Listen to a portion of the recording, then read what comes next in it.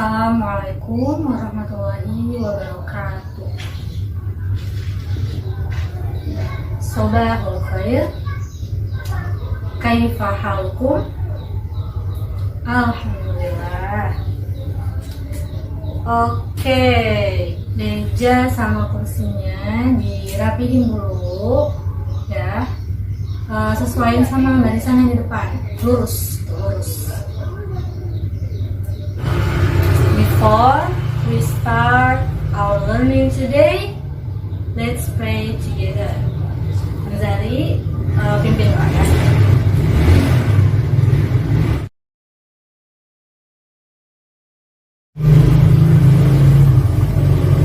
Alhamdulillah, sekarang kita tadarus dulu ya. Sama-sama lanjutin aja yang minggu kemarin. Ya.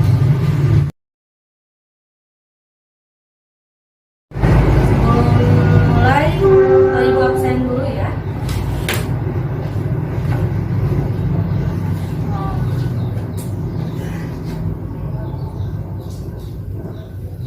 Anzari Rizkillah,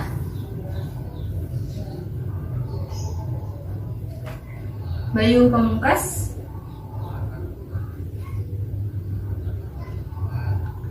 Isnaini Aulian Nisa,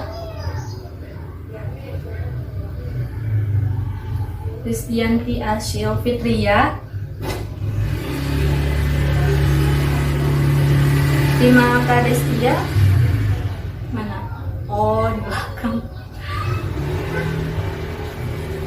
Ya, alhamdulillah ya semuanya hari ini masuk semua.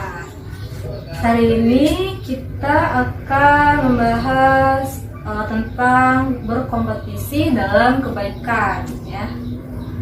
Sebelum dimulai, Ibu akan membacakan terlebih dahulu kompetensi dasar dan indikator kompetensi yang harus kalian capai. Nah, di sini Ibu akan menjelaskan sedikit ya tentang materi kita hari ini, yaitu berkompetisi dalam kebaikan.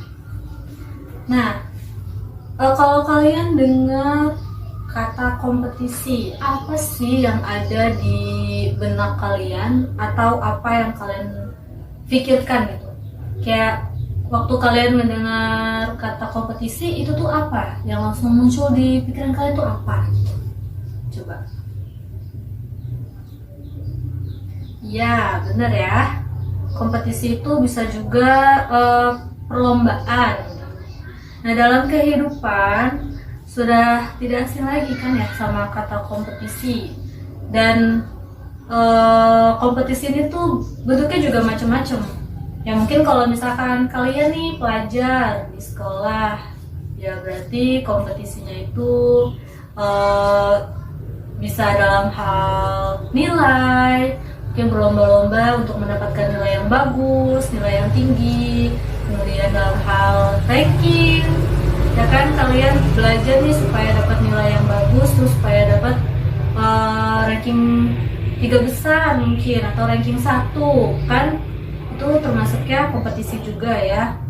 Terus ada juga yang berkompetisi dalam hal jabatan atau harta. Nah, dalam ajaran Islam juga mengenal kompetisi. Nah, kompetisi seperti apa yang diajarkan dalam agama Islam? Yaitu berkompetisi dalam kebaikan. Nah, ada yang tahu nggak sih berkompetisi dalam kebaikan itu maksudnya apa? Ada yang mau menjawab? Ya, Rizdi?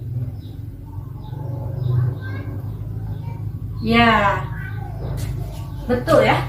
Berkompetisi dalam kebaikan itu berarti kita berlomba-lomba untuk melakukan kebaikan atau melakukan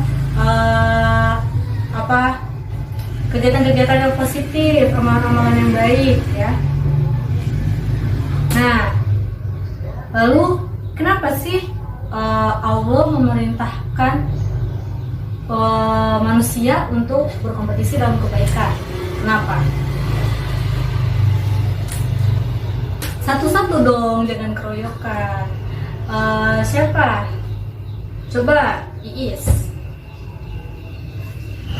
Iya, betul ya.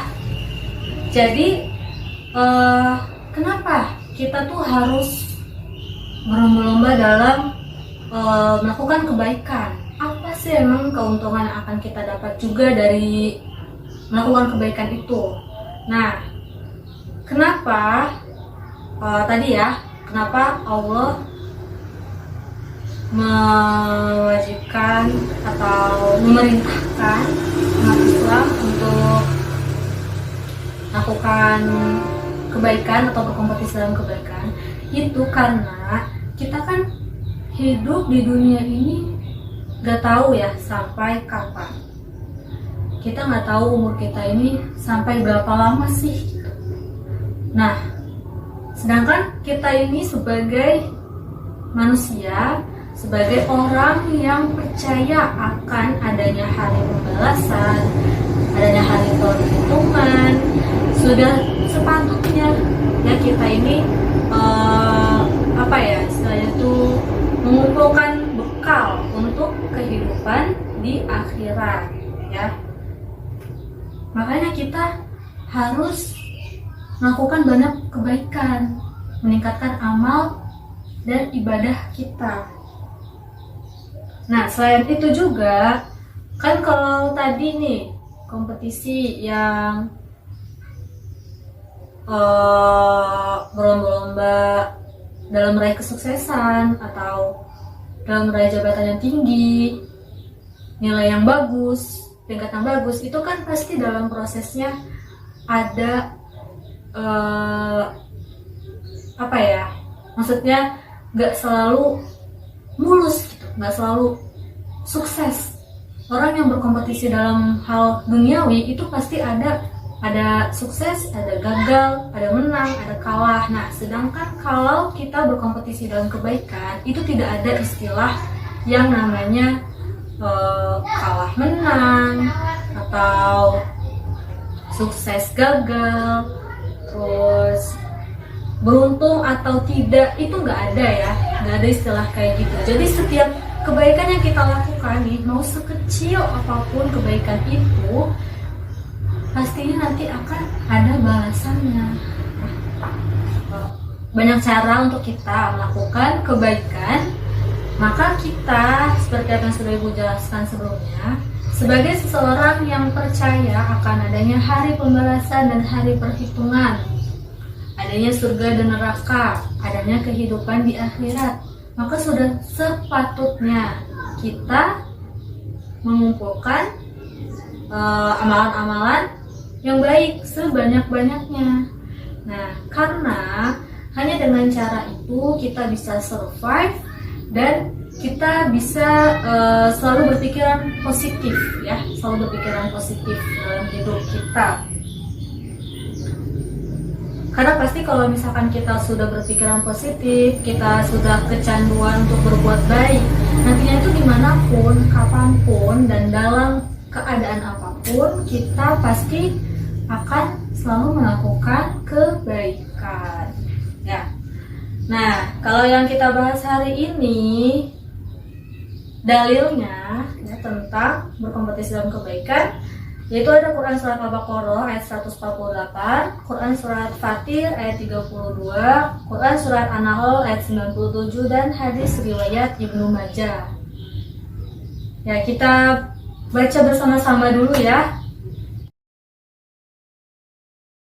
Selanjutnya ini kita diskusi, oke? Discuss time. Dibagi jadi 4 kelompok aja ya, per baris. Nanti ya di karton itu kalian tulis Arabnya, lalu terjemahan per kata dan terjemahan keseluruhan. Kalau isi kandungan gak usah ditulis kali ya. Nah, nanti kalian diskusiin nih, kira-kira misalkan menurut Quran surat Al-Baqarah ayat 148 itu berkompetisi dalam kebaikannya itu seperti apa. Pokoknya kalian jelasin, kayak kalian diskusikan gitu. Di buku kan ada ya, tapi jangan ngikutin yang di buku, jangan apa ya, copy paste jangan copy paste ya, harus diskusiin. Lalu nanti ngejelasinnya pakai bahasa sendiri juga, jangan sesuai di buku atau sesuai yang sudah kalian tulis ya hasil diskusinya. Tetap dijelaskan dengan bahasa sendiri. Nanti yang mempresentasikan itu nggak usah semua kali ya, itu ramai banget kalau semua. Diwakili aja, mungkin 2 orang atau lebih lah, 2, 3, atau 4 gitu ya, jangan semuanya. Oke? Nanti buat anggota kelompok nih yang nggak kebagian presentasi, itu bukan berarti diem aja terus ngobrol, bukan ya, tapi harus tetap memperhatikan, menyimak, lalu juga menjawab pertanyaan ya, bantu temennya yang presentasi untuk menjawab pertanyaan. Nah, untuk kelompok yang tidak presentasi itu memperhatikan kelompok yang sedang presentasi di depan ya, perhatikan, disimak baik-baik. Kemudian ada perwakilannya yang mencatat apa yang dibicarakan oleh yang presentasi ya. Catatannya itu boleh poin-poinnya aja, boleh juga kalian tangkap nih dari hasil diskusi kelompok tersebut itu tuh apa gitu, jadi kalian tulis. Nah, ibu kasih waktu 30 menit cukup ya, silahkan ya kerjakan 30 menit dari sekarang.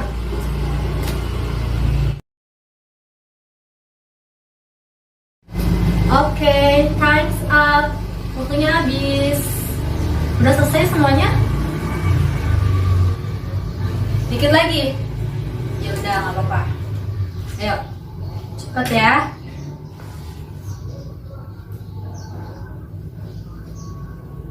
Gimana? Sudah?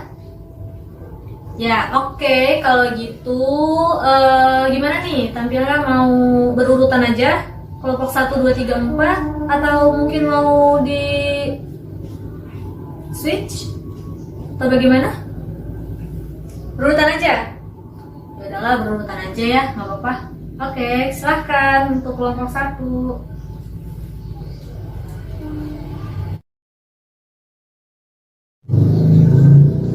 Nah, karena presentasinya sudah selesai ya semuanya, tadi juga sudah bagus-bagus, alhamdulillah.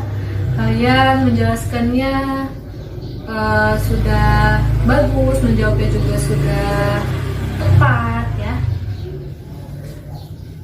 Kita ice breaking dulu. Gimana? Pasti udah pada capek kan? Udah pada kehilangan fokus nih. Supaya kita fokus lagi, kita ice breaking terlebih dahulu. Ayo berdiri semuanya.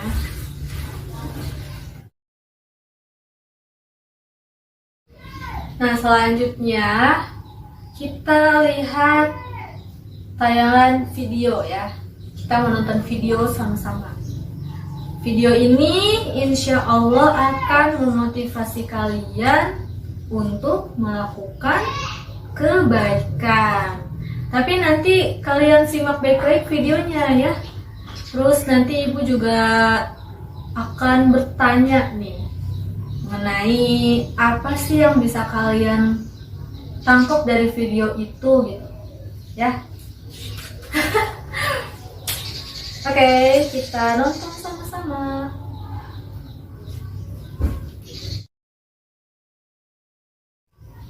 Nah, sudah ya. Gimana videonya menurut kalian? Mengharukan?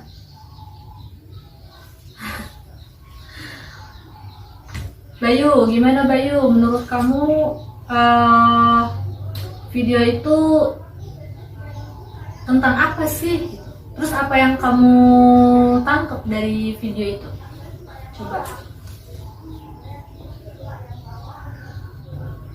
Ya, jadi kata Bayu ya, videonya itu menceritakan tentang seorang laki-laki ya, dulunya ketika dia masih kecil dia bertemu dengan seorang bapak-bapak yang dia nggak kenal, tapi memberikan dia kue ulang tahun ya. Saat itu anak laki-laki itu ibunya belum mampu untuk membeli kue ulang tahun. Nah kemudian ada yang bapak-bapak yang ngebeliin dia kue nih, padahal nggak kenal siapa gitu. Nah ketika dia sudah beranjak dewasa, dia melakukan hal yang sama kepada seorang nenek dan juga cucunya, yang tanpa dia sadari itu ternyata keluarga si bapak itu. Kue ulang tahunnya untuk bapak-bapak yang dulu nolongin dia ya. Nah itu kan salah satu bukti kalau kita melakukan kebaikan pasti akan dibalas ya. Dibalasnya bukan cuma di akhirat aja, tapi di dunia pun juga dibalas kebaikan kita. Dan bisa berbalik seperti itu ya. Oke, karena masih ada waktu ya, masih ada waktu. Jadi kita mulai hafalannya. Yang sudah hafal boleh maju ke depan, 2 orang atau 3 orang juga boleh ya. Yang mungkin masih ada yang belum hafal, ya udah hafalin dulu. Kalau misalkan aduh Bu, saya belum hafal nih hadisnya, ya udah nggak apa-apa, suratnya dulu, nanti hadisnya nyusul ya. Ibu tunggu sampai sore, Ibu ada kok di kantor dulu.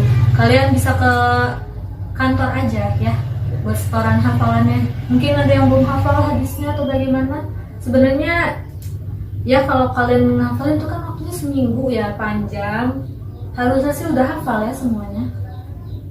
Ya, yaudah. Ayo maju yang udah hafal.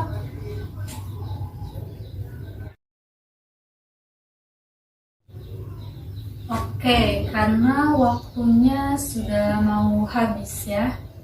Terus tadi juga ada beberapa yang belum setoran hafalan hadis. Ibu tunggu sampai sore ya di kantor. Jadi kita cukupkan saja ya pelajaran hari ini. Tadi dari diskusi ya, dari hasil diskusi itu ya, tadi yang pertama ada Quran surat Al-Baqarah ayat berapa? 148. Nah, di mana ayat ini mendorong umat Islam untuk selalu berlomba-lomba dalam kebaikan.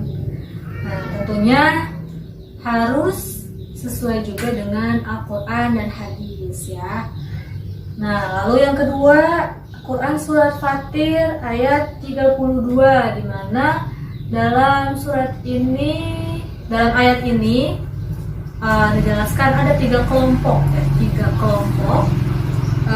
orang yang mengambil Al-Quran sebagai pedoman hidup mereka. Yang pertama tadi ada apa? Zolimun li nafsi. Lalu yang kedua muqtasid. Terus yang ketiga sabiqun bil khairat.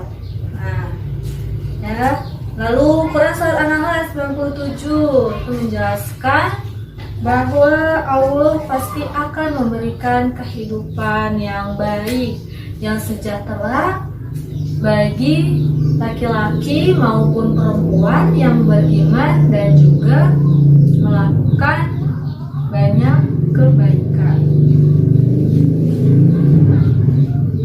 Lalu pada hadis riwayat Ibnu Majah ya, tadi yang sudah dijelaskan oleh kelompok 4 ya, memerintahkan umat Islam untuk segera bertaubat ya, dan juga melakukan banyak-banyak kebaikan, karena Allah akan memberikan rezeki dengan jalan yang mudah dan memberikan pertolongan kepada orang yang bertaubat dan juga melakukan kebaikan. Taubatnya ini harus taubatan nasuha. Ya. Mungkin itu ya tadi ya kesimpulan dari hasil diskusi keempat kelompok. Untuk minggu depan kita akan membahas materi betapa giatnya aku bekerja. Nah, nanti tolong sebelum pelajarannya ya, kalian harus sudah baca-baca bukunya ya. Bukunya itu dibaca dulu ya. Kalian kan beli buku nih, jangan cuman buat dipajang atau dibawa, tapi harus dibaca juga supaya nanti ketika pelajaran berlangsung kalian sudah bisa connect gitu sama pelajarannya ya. Oke. Untuk tugas ya, Ibu hampir lupa untuk memberikan tugas.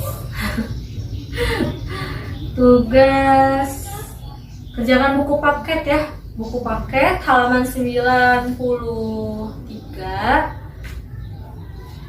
PG sama uraian di kertas lembar.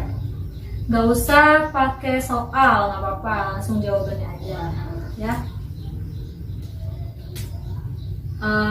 Cukup sekian kali ya dari Ibu. Semoga apa yang sudah kita pelajari hari ini bisa kalian terapkan dalam kehidupan sehari-hari. Semoga juga bisa kalian cerna ya, dan kalian ingat selalu ya pelajaran hari ini. Jangan sampai masuk kuping kanan keluar kuping kiri ya, jangan sampai kayak gitu. Oke, kurang lebihnya Ibu mohon maaf ya. Wassalamualaikum warahmatullahi wabarakatuh.